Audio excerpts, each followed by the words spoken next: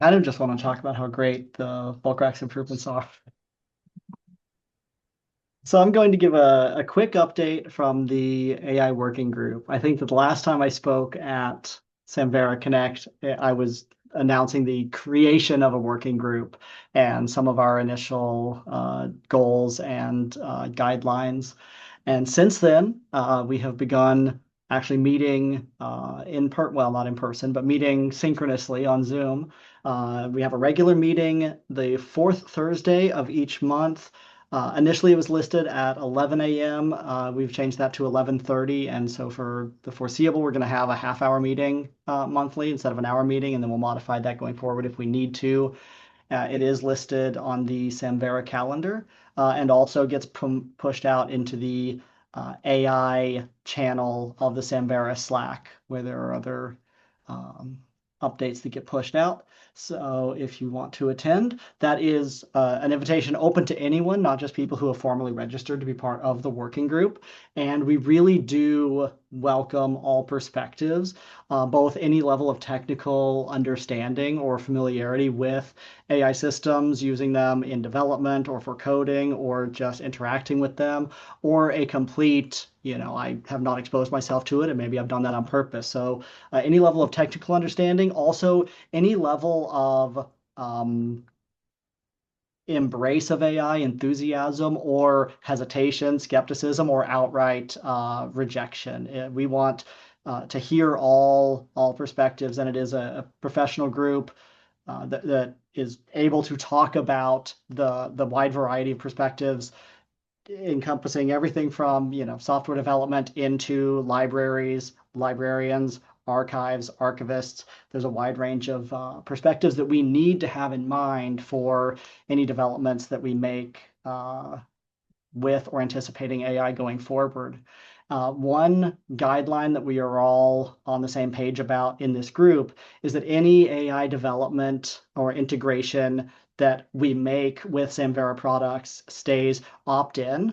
It stays outside of core code. So possibly that could look like gems that people could integrate on a case-by-case basis, or standalone apps or products that interface potentially with Samvera products, maybe building in Samvera labs, but that we will not foist AI onto Haiku or Hyrax users or users of any other Samvera supported product. It all stays opt-in. And so some of the things that we're doing, tracking Haiku and Hyrax projects that are already using AI.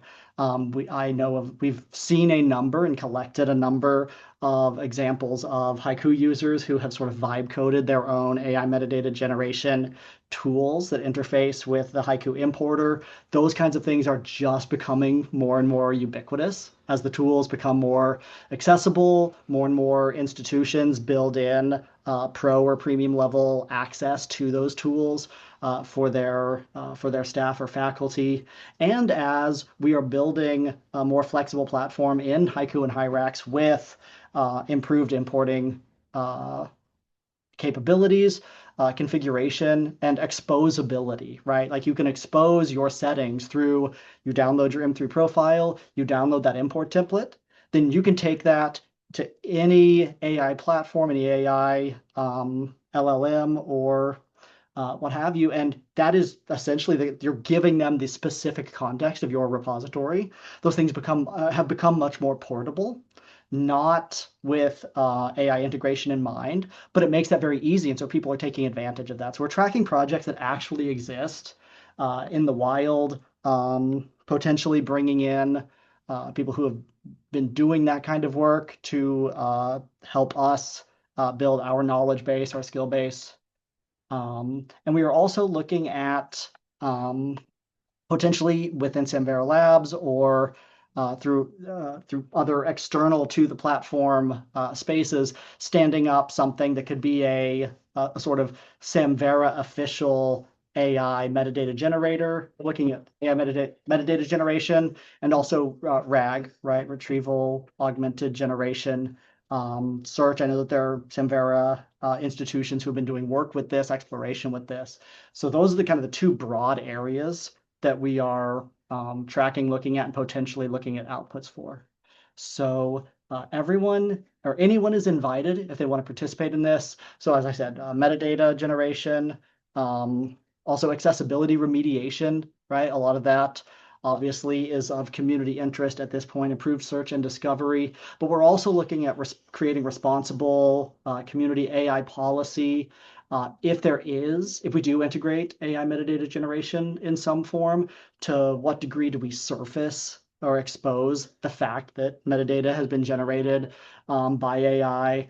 And then also developer practices, how we can use AI assistance for coding, for doing audits, doing compatibility checks of different products, and improving our efficiency of development. So that's a number of different areas. It's kind of all in the mix of what we're talking about. So if you're interested, go to the AI Slack channel, join the channel, and potentially come to the meetings.